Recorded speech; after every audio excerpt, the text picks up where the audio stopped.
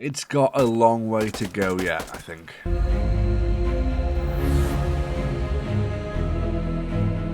Hello and welcome back to the channel. I'm Break, and in this one we are talking about the recent release of Operation Harsh Doorstop.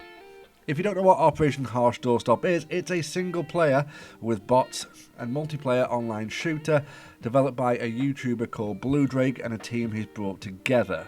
So I played the single player playtest a while ago now, and I thought it had potential, but now the devs feel it's in a good enough state to be released to the public. So what's it like now? Well, Operation Harsh Doorstop has World War I, World War II, Vietnam, Cold War and Modern Warfare settings, which is awesome, and it's nice to have so many options to play with. The game is also open to modders to create whatever they want.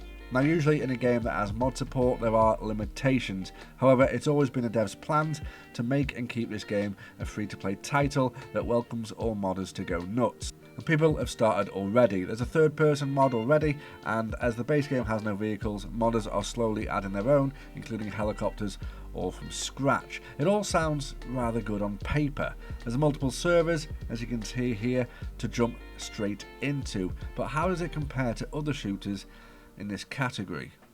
Well, graphically it's okay. It doesn't blow you away, but that's okay, because if the gameplay is there, then graphics come a second. Here's a comparison to an older game, and you'll see what I mean.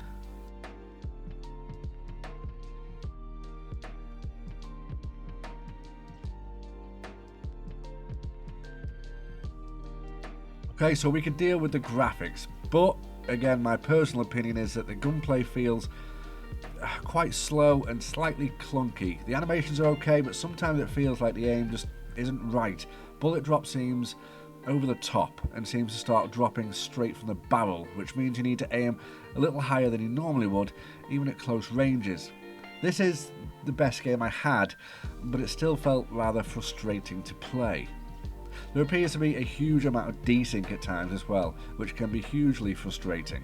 It's hard enough as it is, as you seem to get shot from absolutely nowhere at times without even seeing the guy, and then if you do see the guy, he desyncs 3 meters to his left as you try to shoot him, and then he takes you out.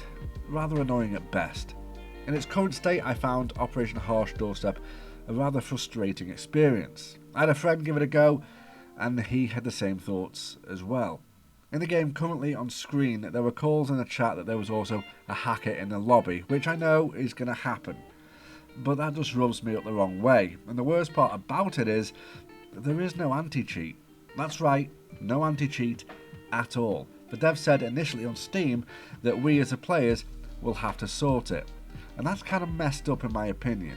However, they are now trying to implement easy anti-cheat, thank God, probably due to a load of backlash.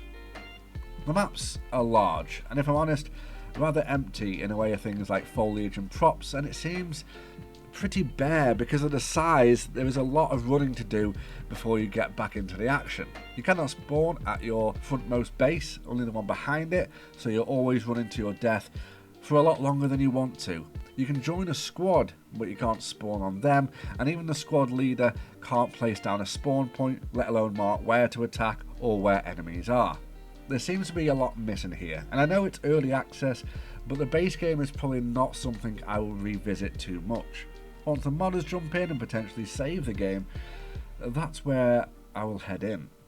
There was a worrying comment on Steam though regarding mods and what people can do, especially without any form of anti-cheat, and this is what it said: donation funded asset flip and a remote code execution disaster begging to happen. No anti-cheat of any kind, and devs that unironically say make your own anti-cheat, it's easy.